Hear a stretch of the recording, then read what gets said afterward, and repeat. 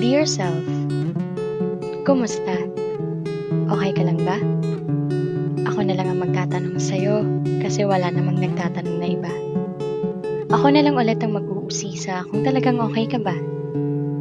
Kakapagod din pala, no? Yung gulong-gulo ka na pero wala kang ibang masabihan ng nararamdaman mo. Yung gusto mo sanang sabihin ang mga hinanakit mo kaso walang available na makikinig sa'yo. Ang sarap sanang magkwento kaso wala namang handang makinig sa mga hinaing mo. Parang yung tipong sarili mong problema, sarili mo ring comfort. Kaya kahit gusto mong magpatuloy, hindi mo maiwasang mapagod. Self, bakit ganun? Bakit parang palagi na lang tayong naiiwan sa ere pag ganito yung sitwasyon? Bakit tila walang nakakaintindi? Bakit parang walang may pake? Bakit palagi na lang nilang inaakala na hindi tayo naapektuhan? Bakit tingin nila na hindi tayo nasasaktan? Bakit di nila nakikita na may lungkot sa ating mga mata?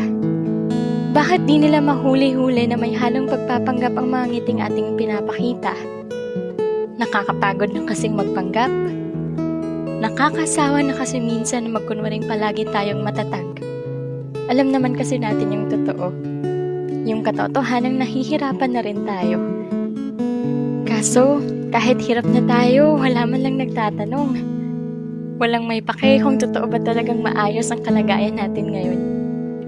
Nakakasawa na rin maghintay na may magtanong ng, kumusta? Kaya pipilitin na lang nating maging okay at wag na lang umasa.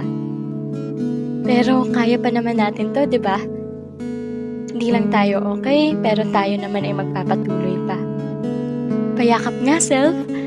Yung pangmalakasang hug, ha? Magiging okay ka rin. Hindi man ngayon, pero yung panahong yun ay darating din. Papaalala ko lang ulit sa'yo na sobrang tatag mo. Kaya please lang, kahit gaano kahirap, huwag ka susuko. Di naman panghabang buhay ang mga sakit na ating nararanasan. Dahil may bahaghari at araw na magpapakita sa bawat pagkatapos ng ulan. Basta self, kapit ka lang ha. Kumapit at magpatuloy ka. Pahinga ka lang kung pagod na pero hindi susuko. Sa laban ng buhay, atin ito maipapanalo. Lubos na nagmamahal at nagtitiwala sa'yo. Walang iba kung hindi ako.